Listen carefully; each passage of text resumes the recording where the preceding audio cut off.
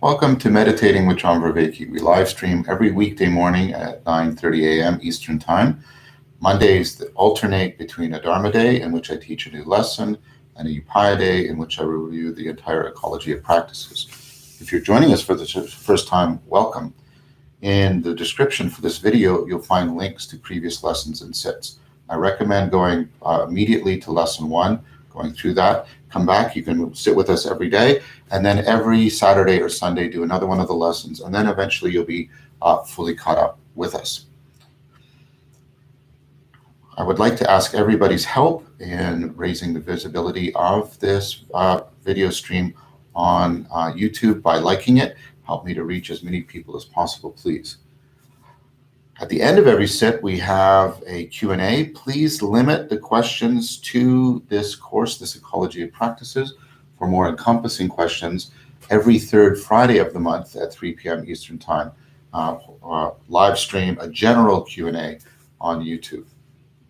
I'd also like to make an announcement again, just to remind everybody that down the road, we're going to be going through this book together, The Wisdom of Hypatia, by Bruce Lee McClellan, and I've been told you can get it on Kindle. That's the book that you'll need, I want to say mandatory as if it was a course, but it'll be required as we go through the Western wisdom tradition. I want to also highly recommend this book by Pierre Hadot, What is Ancient Philosophy? So this is a book to study so that you can get a little bit. This is a very accessible, beautifully written book that really emphasizes that ancient Western philosophy, Greek philosophy especially, was about the cultivation of wisdom. And it's an excellent supplement, and it will provide very useful and important background for the course, The Wisdom of Hypatia. A reminder again that what we're doing here is you're not going to be doing all of these practices, right? That's not the point. The point is to give you an educated exposure and then give you design principles. We've talked about this, principles of complementarity, principles of layering, principles of linking, and the general areas in which you want to have developed practices. And then we want to draw on these two major streams. Each has variation within it. The Western stream that has its variations between, Platonism and Aristotelianism and Stoicism and Epicureanism and Neoplatonism. And of course, the Eastern tradition that has various forms of Buddhism and Taoism and Vedanta and Confucianism. So we want to draw on both of these as much as we can so that we have a principled pluralism in an ecology of practices. All right, so I think that's all the announcements we need to make. We're going to do a regular sitting today. Normally, we have a hard out to 10. We can do a little bit longer today, but but in sort of compensation, we will have a hard out tomorrow right at 10. So we'll try and answer a few more questions today. So please get yourself in your basic posture. Set your phones to do not disturb, and we will begin. Oh, one more announcement. I will review the seated Qigong practices again tomorrow.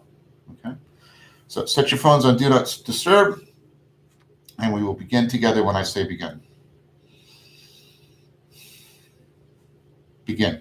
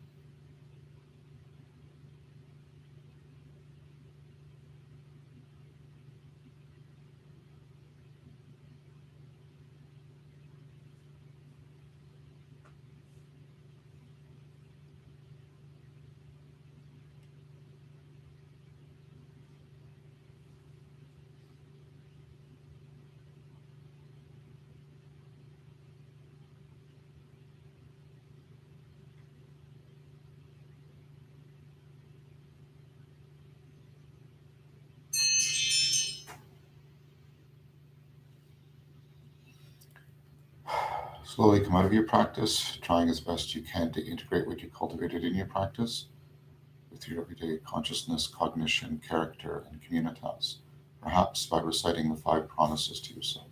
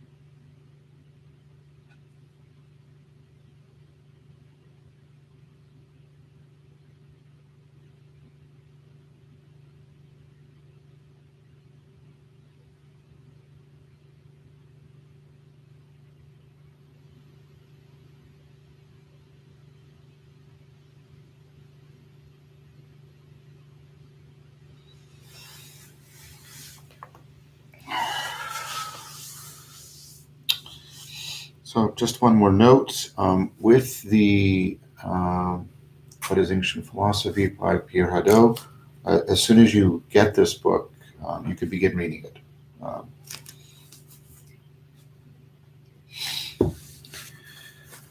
So we have one question today so far from Lawrence Folvig.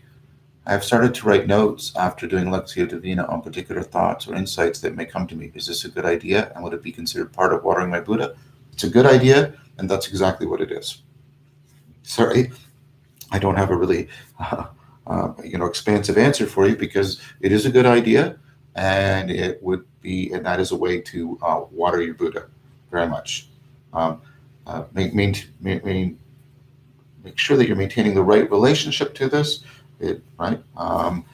So that your Buddha isn't a possession.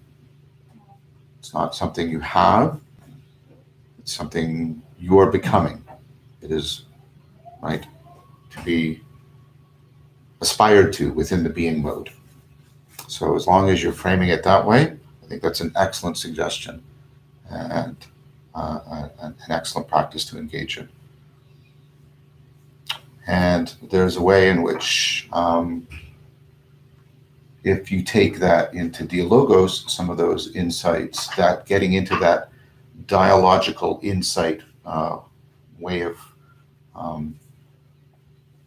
inhabiting your mind and your body and your world is very conducive to going deeply into dialogos practice. We have another question from Manuel Post. I've got a tendency to grow tense over time while meditating. Any tips? So there might be a few things going on there.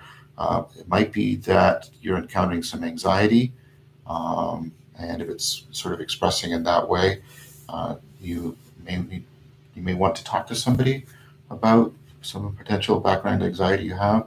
It may be that you're trying too hard, and so the right effort is not there.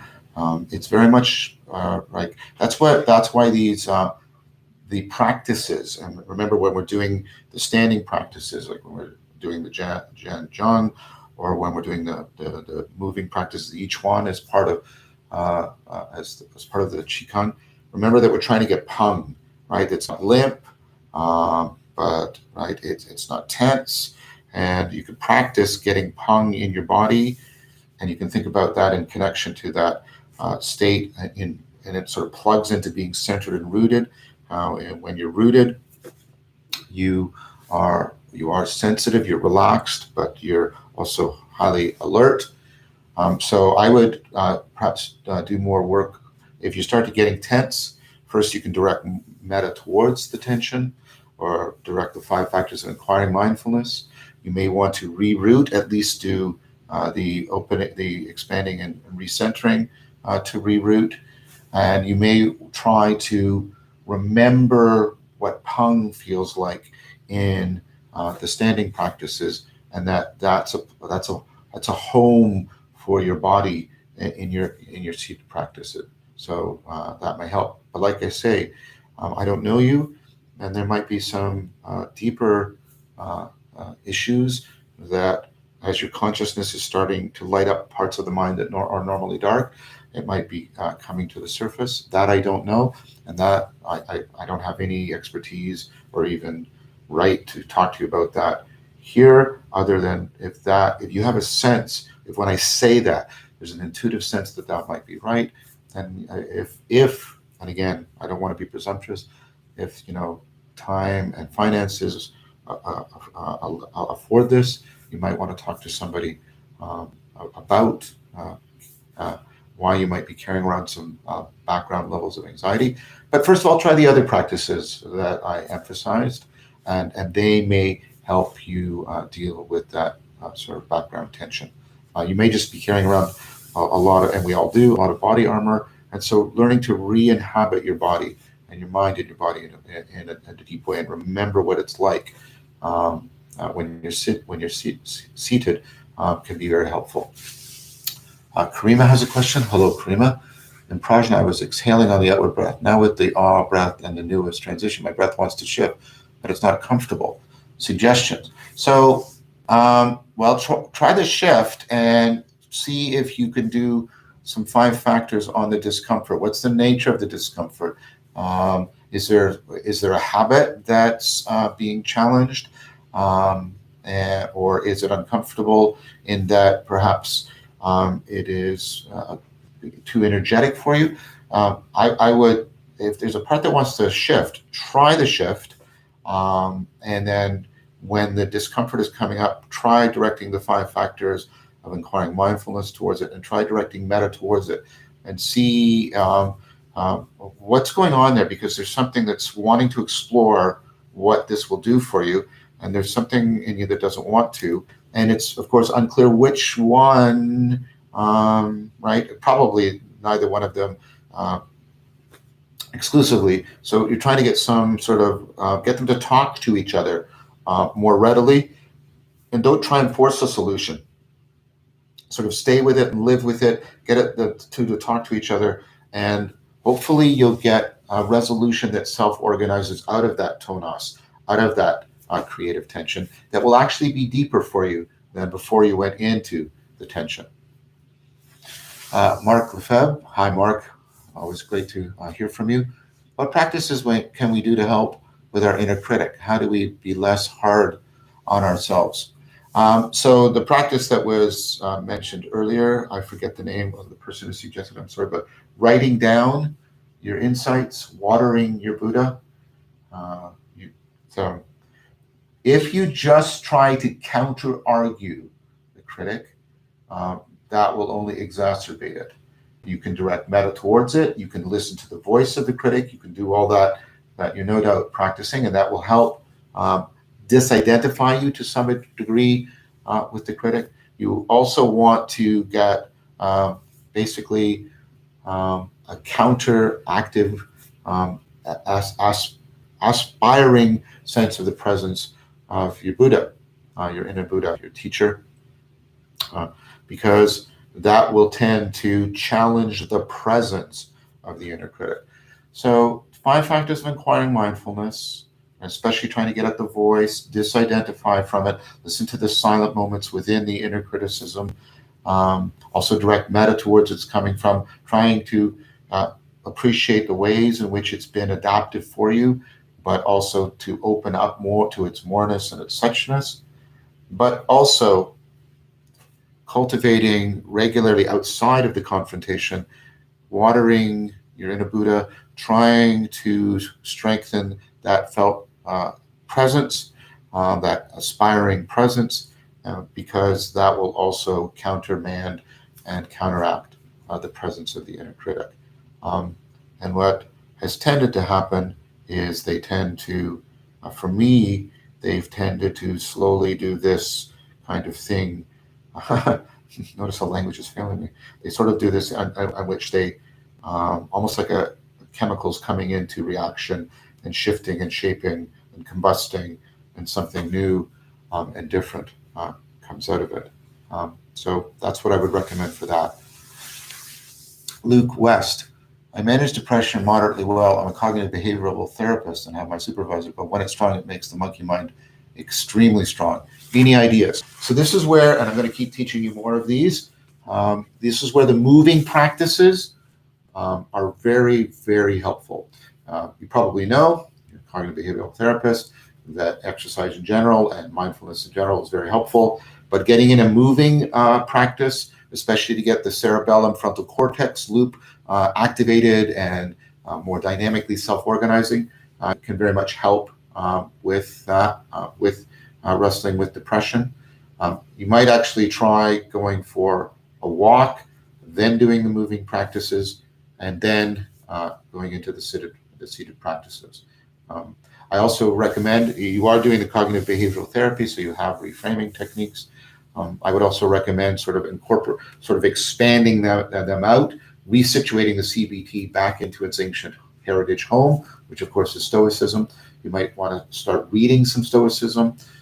There's many books on how to practice Stoicism and the various things you do. So you could sort of take the CBT and expand it into Stoicism with a set of accompanying and more encompassing practices.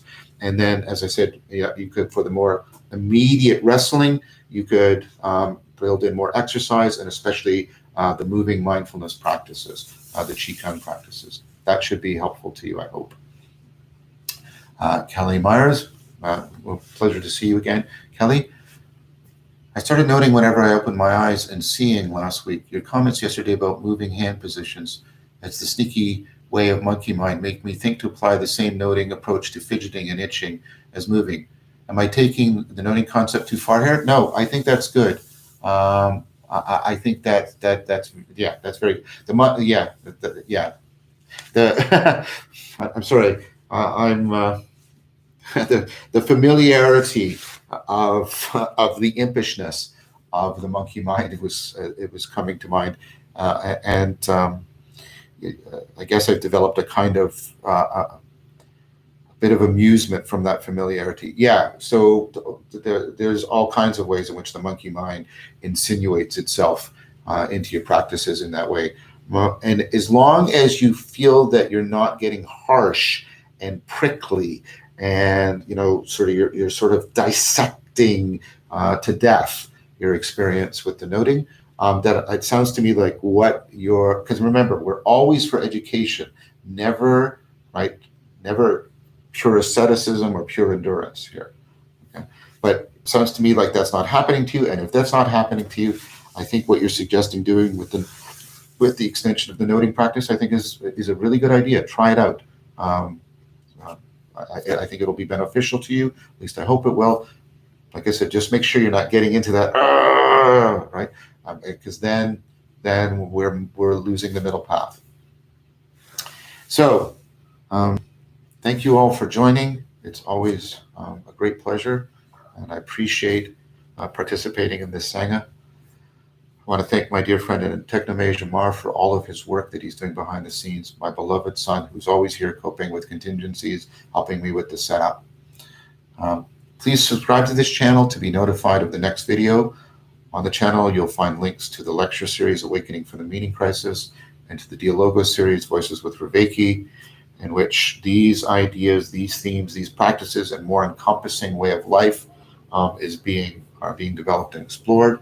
In connection with that, there is the Discord server, where there's a growing, vibrant, and really life-giving community. Brett is here, Pleasure of Doubt. They meet before the sit. They do the moving practices. They sit, and then they sometimes go into Lexio, sometimes into Dialogos or to other practices. And then there's just a more encompassing community there. Every second Monday, I'm there doing a live Q&A. Many of the people from Voices for Vervaeke go on and do just wonderful Q&A. So I strongly recommend going onto the Discord server. A reminder that we are doing this every weekday morning at 9:30 Eastern Time. Finally, remember that continuity of practice is more important than sheer quantity of practice. There is no enemy worse than your own mind and body. There is no friend, no ally, no true companion on the path greater than your own mind and body. Be lamps unto yourselves and to each other. Take good care, everyone, and I'll see you tomorrow.